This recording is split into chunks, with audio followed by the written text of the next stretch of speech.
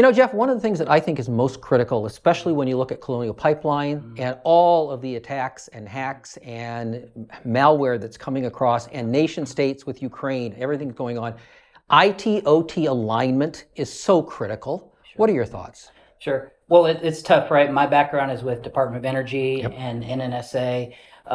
There's a lot of shadow IT, especially on that side, right? Non-standard protocols, things that we generally, what I call set and forget. Yep. And usually, set and forget networks, they'll place an IDS, IPS, or some sort of firewall in front of them, and then just kind of leave them, and that's dangerous. I'm sure you've seen the same thing. It really is. And I think that so often people are of the mindset, well, I'm just going to have an air gap between them. Yeah. I'm going to have IT and I'm going to have OT.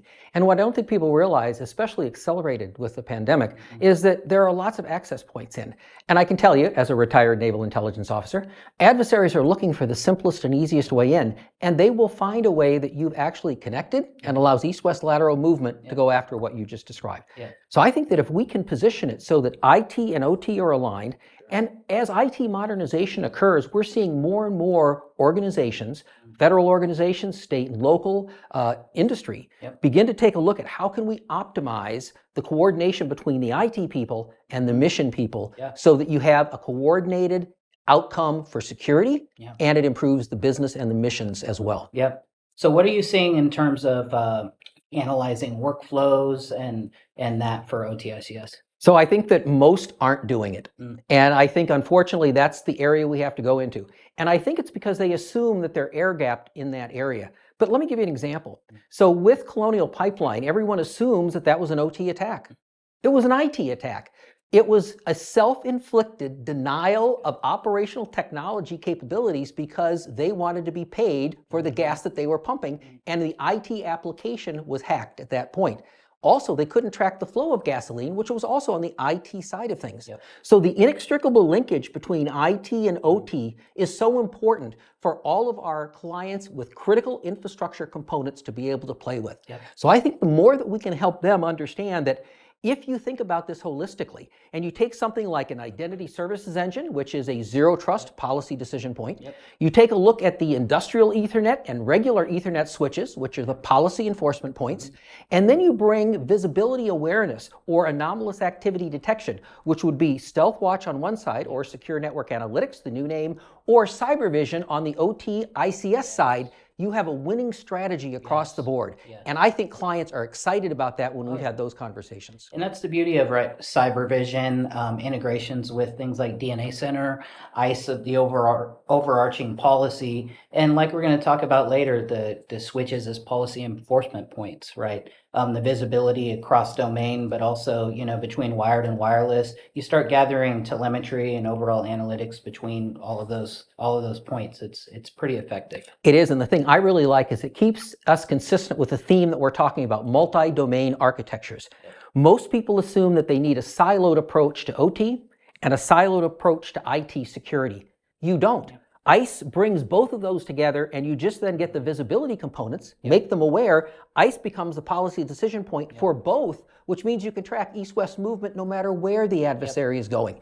And once we do that, we can dynamically change the network infrastructure so the adversary no longer knows what the network looks like, which means we've got the high ground back. Exactly. Things like rapid remediation. I mean, how Naval Intelligence, Department of Energy, how did we remediate beforehand, right? A big crew goes down to, finally you track down the office and you go down and you ceremoniously pick up the computer and take it back to a sandbox or whatever. That's not the case anymore, right? Rapid remediation is key to this, and we can do that with multi-domain. We can, and it's really real-time or near real-time doing it. And I want to make one really important point. Sure. Navy intelligence is not an oxymoron. Okay, you can have intelligence and still be in the Navy and be in naval intelligence. Well, I think that was a great, look at that kind of point. It was. Well, we appreciate it. Yeah. Hi everyone, Mosa Mamjame here, Principal Engineer at CTG Federal, here with my friend Steve. Hi, Steve Vetter, Senior Global Strategist with Cisco Systems. And I am so excited to be here, Mosa, because I think our clients are going to love this simple way of looking at zero trust. Yeah, absolutely. So we're going to talk about zero trust today, how it's been defined and modeled by different agencies, and what the advantages might be. So let's first talk about the CISA model, where they came out with their foundations of zero trust. They essentially have 5 pillars. The first one being identity. I'll just put that here as. The next one is the device.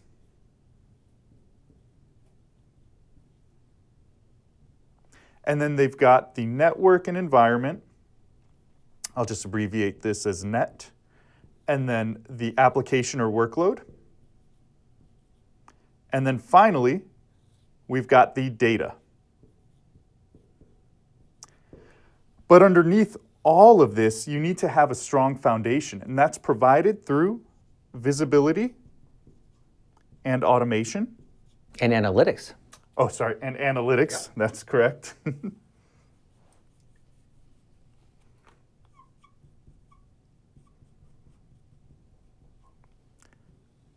And then next is the automation and optimization. And orchestration. And orchestration. Absolutely. Whoops. And then finally, governance all throughout. Which is probably the toughest part that a federal agency is going to have, is dealing with the governance absolutely. overall. So what do you think about this model? What do you think some of the advantages or disadvantages are, or maybe some confusion that there might be for federal agencies looking to implement some sort of zero trust architecture? Yeah, great question. I think that everyone across the government, across industry, is pretty much settled on this approach. Sometimes you see 6 pillars, sometimes 4 pillars, but I think this is a great way of doing that when you bring apps and environment together with the data there and the network and the environment and then the apps and the workloads. So at the end of the day, when you take a look at it, this is what they say, but our friends over at CISA basically said this was a maturity model, right? Mm-hmm. So the maturity model says that you've got traditional, right? You've got the ability to do advanced, yep. And your goal is to get to optimal. And in order to get to optimal, and even to get to advanced, you're going to have to do a couple of things. Right. This is going to have to be continuous, mm-hmm. And it's going to have to be dynamic in response to things that you see from a potential adversary going in that area. Absolutely. But to get to optimal, you've really got to go across and make sure that all of these work together and be integrated.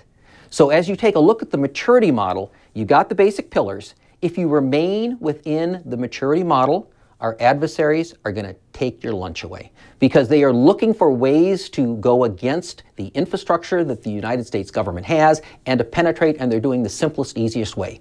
If you make this continuous, if you make it dynamic, and if you make it so that you can actually take this and integrate it across elements, that means I can see something from identity and I'm not even going to let them come on the network. Or I see a posture change that comes from that, or a posture change within the device, and immediately block that because I've integrated it across that environment. Because we've seen sometimes agencies or departments will get stuck within a pillar. They'll Absolutely. Implement MFA, they'll have anti-phishing logics or software in there.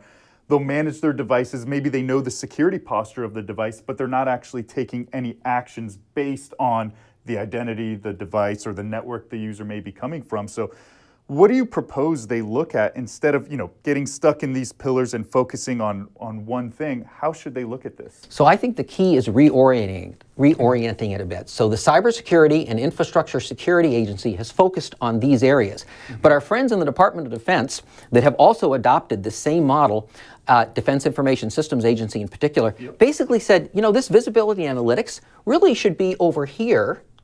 So you can go like this, because all of these elements feed and support the ability to have visibility across the multi-domain architecture. Right. And then this pillar is kicked up here as well, so that now you have automation and orchestration, and all 6 of these feed and support the ability to automate and orchestrate.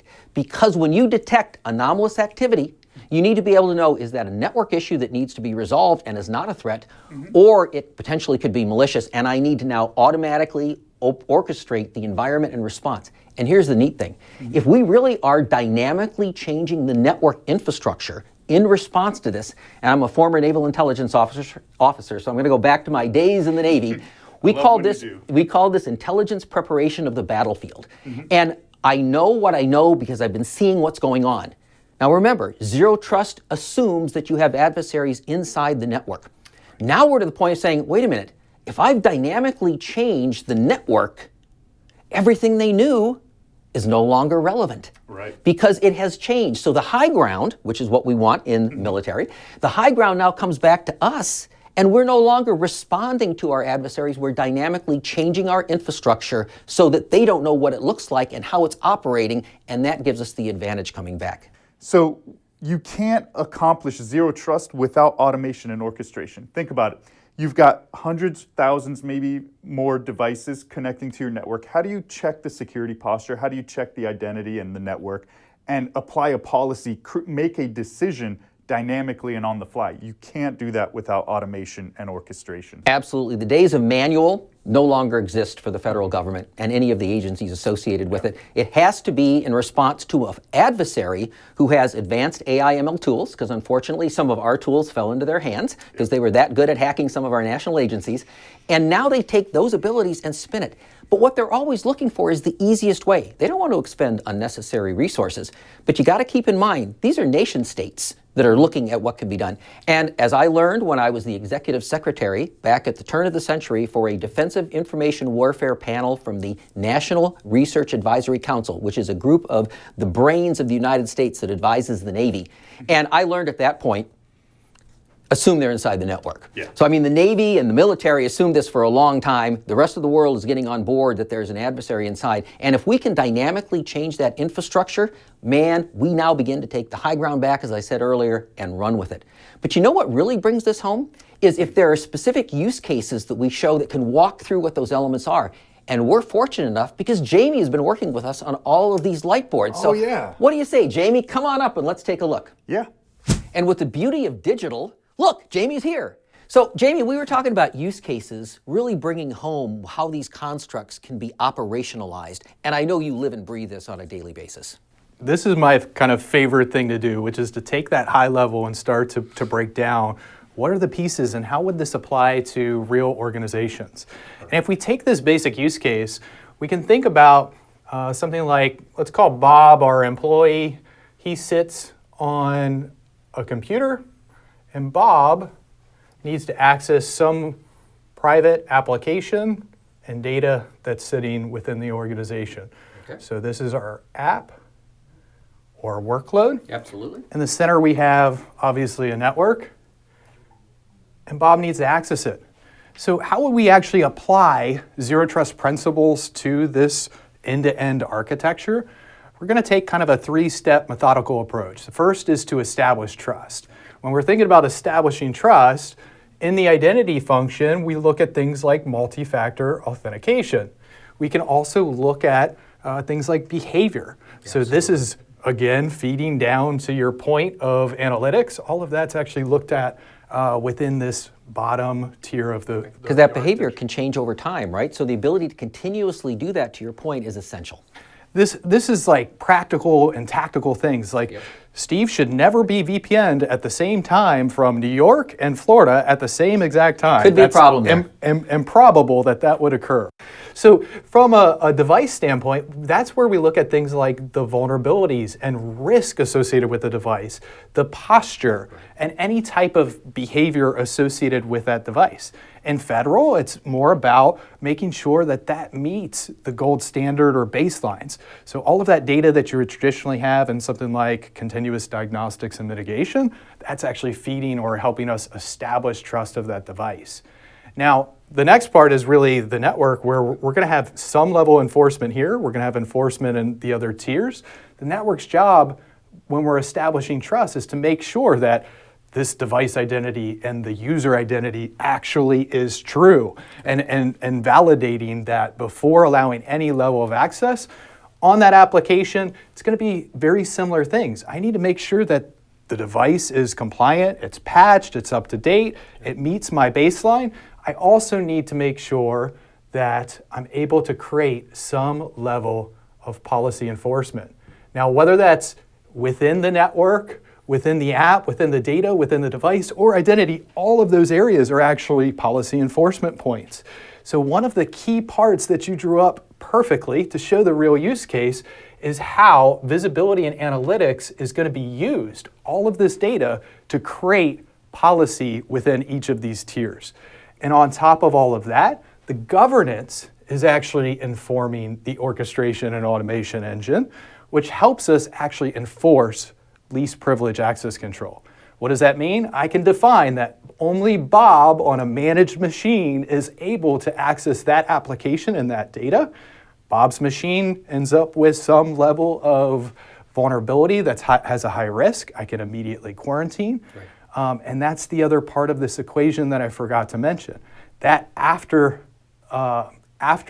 of actually allowing access, I need to continually verify that access because Bob's machine's fine when he connects to a network or initially authenticates to the application, but he goes out and downloads something malicious, or an adversary actually gets in and takes ownership of that device. I need to have a way to immediately change the level of access for Bob and his device. Exactly, and then you take the power of that as you go from traditional to advanced to optimal, and now I have the ability for Bob on a government device and use that as a filter that says, hey, if he's not on a government device, he's not going to get access. You can start to bring the governance guardrails into play down to, if you have the right infrastructure, individual users like Bob, individual devices that Bob's using, or individual applications or workload that Bob is trying to access. So that even if Bob does get hacked or he has a malicious event on his device, you can now make sure Bob is taken out, but everyone else in the organization continues to perform.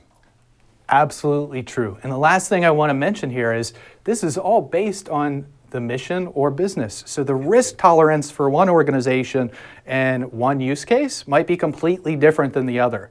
So the real goal of this working together is to be able to get the visibility end to end, be able to create or recommend a policy, and then continuously verify and update that end-to-end policy within any of the policy enforcement points across the board. Absolutely, and I'm really happy Mosa highlighted the governance component earlier because industry and your industry partners can help you do the things that are essential to accomplish what Jamie just walked through in terms of where we're going.